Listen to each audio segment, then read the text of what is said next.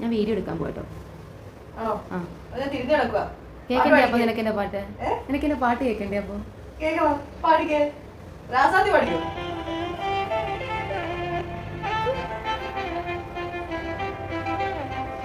വലിയ